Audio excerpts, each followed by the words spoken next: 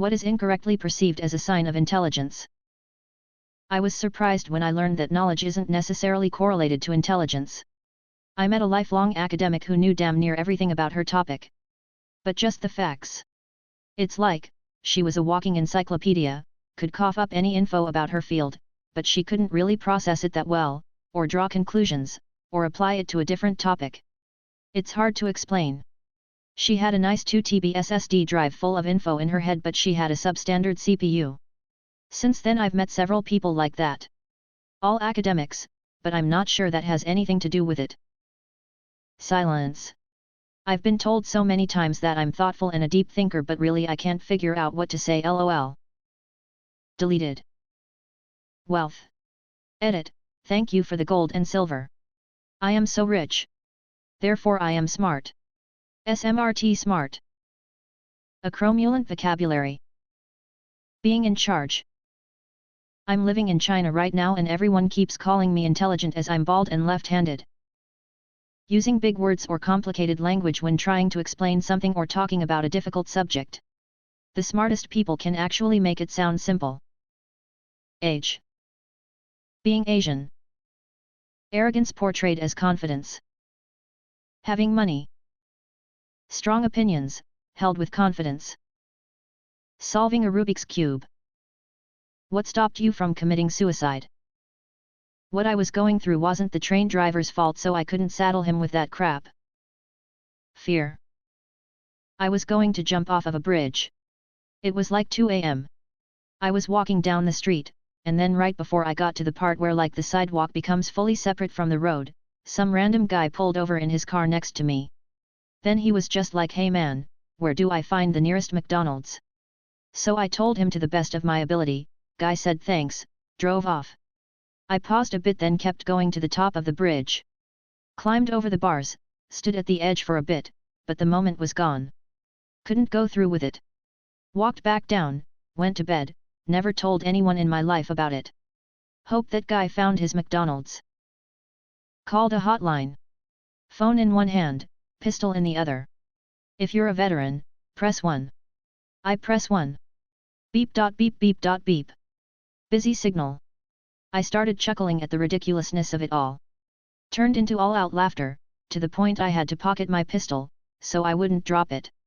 It broke the spell for me that day. Ended up selling my pistol about a week later.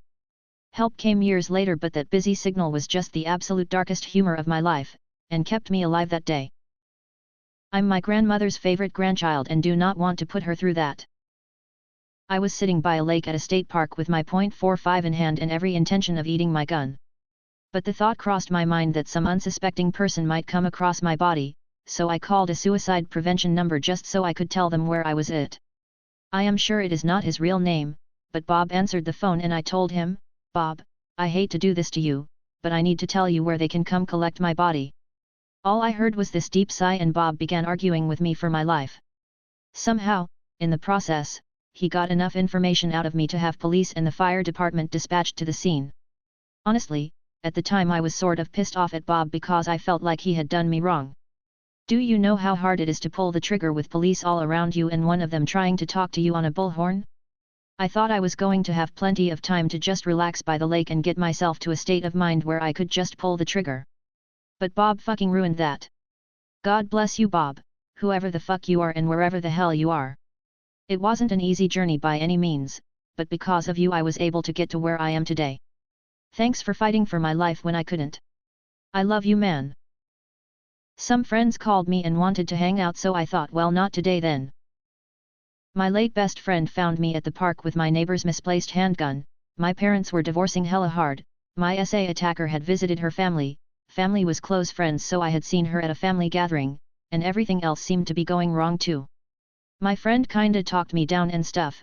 We hung out and vented to each other. She was a victim of SA as well, so we kinda helped each other work through it. She helped me more than I did her though, unfortunately, and she ultimately took her own life later in high school. So in a way I gotta do right by her and live my own body. I vomited the whole damn stuff out like a fountain. The EMS unit that showed up. Removed. My stupid looking dog with her stupid looking face. God, I loved her. No one would be able to take care of her. She passed last year, but I got help and talked to a professional about my depression. So, mission accomplished. Good girl. My sister, we don't have a great relationship, but still. The worst part is, her reason for not committing is the exact same. I never felt I could reliably succeed. And possible consequences for failure are too drastic. My dog came and snuggled up, stuck her nose in my chest and stared me right in the eye. The memory of that don't leave look spooks me out even now many years later. What are you addicted to right now? The internet. Can't stop using it. My brain is constantly overstimulated from it, but I keep scrolling Reddit or YouTube or play games, etc. I need to rest my brain from it. If anyone has cured themselves, I would appreciate advice. Ice cream sandwiches. Haven't had one in about 5 years. Bought one last weekend. Since then I have eaten about 24 in a week. Now I remember why I stopped buying them, lol.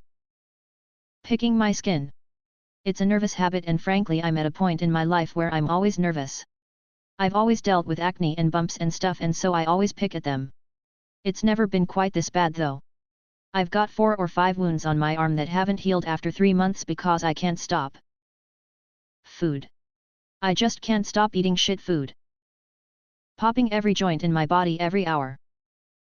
My phone. Whether it's Reddit, email, that I hardly get, or fucking Facebook, I check the damn thing all the time. I'm scrolling it right now.